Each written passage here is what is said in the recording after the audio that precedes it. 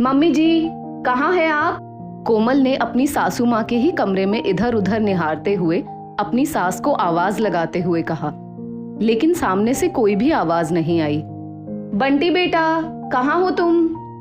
जब सास की आवाज कोमल को सुनाई नहीं पड़ी, तब उसने अपने बेटे बंटी को आवाज लगाई। वो अभी थोड़ी ही देर पहले अपने बेटे बंटी को अपनी सास के पास छोड़कर बाजार तक गई थी, लेकिन उसको बंटी की भी कोई प्रतिक्रिया नहीं प्राप्त हुई। फिर वो ड्राइंग रूम में बैठे अपने ससुर प्रशांत जी के पास पहुंच गई, जो कि पेपर पढ़ने में पूरी तरह से व्यस्त थे। पापा जी, मम्मी जी और बंटी कहाँ है? कहीं बाहर गए हैं क्या? कोमल ने प्रशांत जी से पूछ लिया। नहीं, बाहर कहीं नहीं गए, अभी तो यहीं थे दोनों, देखो अंदर ही होंगे कहीं, प्रशांत जी ने अपना चश्मा ठीक करते हुए कहा। और कोमल अंदर पहुंच गई। उसने जैसे ही अपना कमरा खोला तो देखा उसकी सास वसुंधरा जी उसके बिस्तर पर लेटी बंटी के साथ खेल रही थी और कमरे का एसी भी चल रहा था। कोमल को सामने देखकर वसुंधरा जी एकदम से घबराते हुए अचकचा कर उठकर बैठ गई। अरे तुम आ गई बहू? वसुंधरा जी के ये शब्द मुंह से निकलने ही वाले थे कि उनको कोमल की आवाज सुनाई पड़ी। मम्मी जी, आप मेरे कमरे में क्या कर रही हैं? कोमल ने बिस्तर पर पड़ी हुई सिलवटों को देखकर एकदम से बिफरते हुए कहा। कोमल को बिल्कुल भी पसंद नहीं था कि कोई उसके कमरे में आ जाए, खासकर अपनी सास का आना तो उसे बिल्कुल भी पसंद नहीं था, क्योंकि वसुंधरा जी बहुत ही सीधी और सरल स्वभाव की महिला थी और कोमल आधुनिक जमाने की तेज तर्रार महिला। बस इसीलिए वो वसुंधरा जी को बिल्कुल गंवार समझती थी। वो उनको वो मान सम्मान भी नहीं देती थी जो एक बहू के द्वारा सास को मिलना चाहिए। कोमल अपनी सास के सीधे और सरल स्वभाव का बहुत फायदा उठाती, उनको जब तब किसी न किसी काम में लगाए रखती और वसुंधरा जी भी बिना किसी ना नुकुर के चुपचाप काम करती रहती। लेकिन जब कभी कोमल उनसे बदतमीजी से बात करती, तब उनका सीना एकदम से छलनी हो जाता और वो अपने पति प्रशांत जी से बात करके अपना दिल हल्का करने की कोशिश करती। लेकिन प्रशांत जी सास बहू की बात पर ज्यादा ध्यान नहीं देते। अरे बहू, ये बंटी मान ही नहीं रहा था, ये मुझसे बोला कि मुझको एसी में बैठना है और मुझे जबरदस्ती यहाँ ले आया। वसुंधरा जी ने मन ही मन कोमल के व्यवहार को याद करके कुछ सहमते हुए कहा। वाह मम्मी जी, बंटी ने कहा और आप झट से कमरे में आ गई, ये सचमुच अच्छा बहाना बना रही हैं आप। कोमल ने बहुत बदतमीजी से वसुंधरा जी की बात पर अट्ठास करते हुए कहा। सचमुच बहू, भगवान की सौगंध खाकर कह रही हूँ, मैं नहीं आ रही थी तुम्हारे कमरे में, ये बंटी ही जबरदस्ती यहाँ लाया है मुझको। वसुंधरा जी ने ऊपर भगवान की ओर देखकर इशारा करते हुए कहा। मम्मी जी, आप बंटी का बहाना क्यों बना रही हैं, जब आप खुद ही मेरे कमरे में घुसकर ताक झांक करने की कोशिश करना चाहती हैं। लेकिन एक बात कान खोल कर सुन लीजिए, इस तरह मेरे कमरे में मेरे पीछे से बिल्कुल भी मत आया करिए। मेरा सब सामान ऐसे ही खुला पड़ा रहता है, कहीं कुछ गायब हो गया तो? कोमल ने चिड़चिड़ाते हुए कहा। बहू, तुम मेरे ऊपर शक कर रही हो? मैं तुम्हारे कमरे में चोरी करूंगी? कुछ होश भी है कि क्या अनाप शनाप बोले चली जा रही हो तुम? अब तो वसुंधरा जी भी अपने शब्दों में थोड़ा रोष लाते हुए बोली। मम्मी जी, किसी की नीयत का क्या ही भरोसा कि कब वो गलती कर बैठे।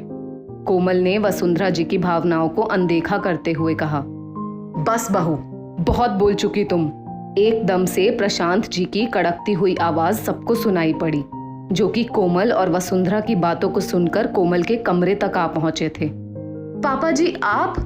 अब तो कोमल एकदम से अचकचा कर बोली, क्योंकि वो ये जानती थी कि उसके ससुर जी उसकी सास की बातों पर ज्यादा ध्यान नहीं देते और उसको बहुत प्यार करते हैं।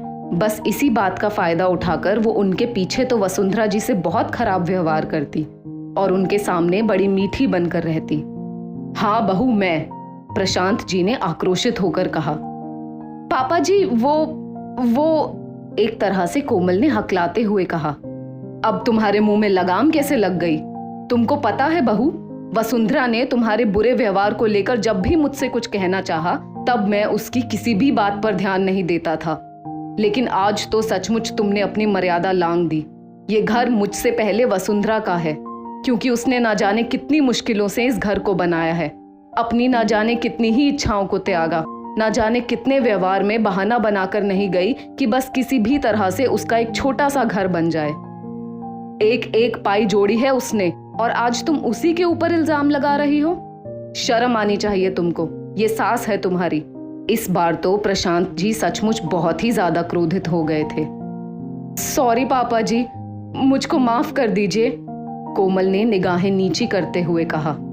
बहू, माफी मुझसे नहीं वसुंधरा से मांगो, क्योंकि तुमने आज उससे इस तरह का व्यवहार करके बहुत बड़ा पाप किया है, इसीलिए अब वो ही तुमको माफ करेगी।